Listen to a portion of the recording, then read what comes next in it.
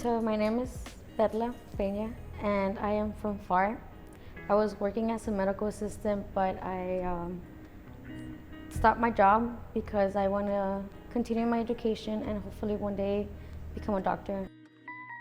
So when I was younger, my parents would try different religions. I went through Jehovah's Witnesses, I went through the Mormons, and then Christianity. And within it was Christianity, the churches will be like 4 hours long, and then with the Jehovah's Witnesses, they were like so different from everything else. So one day, I spoke to my teacher because I told her I wasn't feeling too well with myself.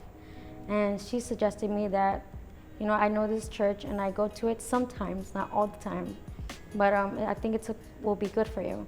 So then I gave it a try and I was like, you know what, I'll just go one Sunday. I was very scared and nervous. I was sweating, even though it was cold, but I was sweating at the same time. I know I sat so far away from everybody because I didn't want no one to be near me.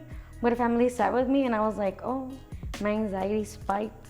But then I was like, everything's gonna be fine. I mean, they don't know me, I don't know them, and we'll be good as long as you don't talk to me. And I went both services because I didn't really know much of how everything goes here. But I really, really liked it a lot, and that's why I kept coming. I've been attending FBC Huaslaco for 4 months now. On this journey, I started with it myself. And then from there, I made my sister sort of tag along with me, and my cousins too, and they actually really like it a lot. So I invite them, and they all come in my car, and we all come together.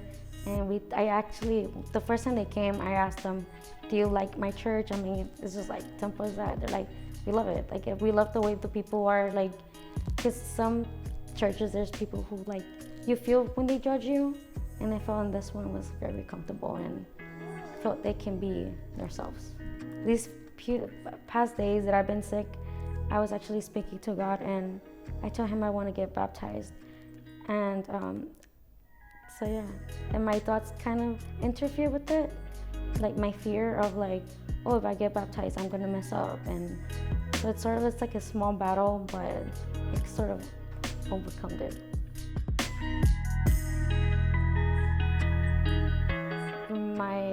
Not my entire life, but the life that I was living the wrong way, right? And I know that I know God forgives me every time, right? We mess up, or when I used to mess up a lot, and I wasn't really a strong believer, and I was sort of afraid of thinking that God was gonna push me away regardless of everything that I've done.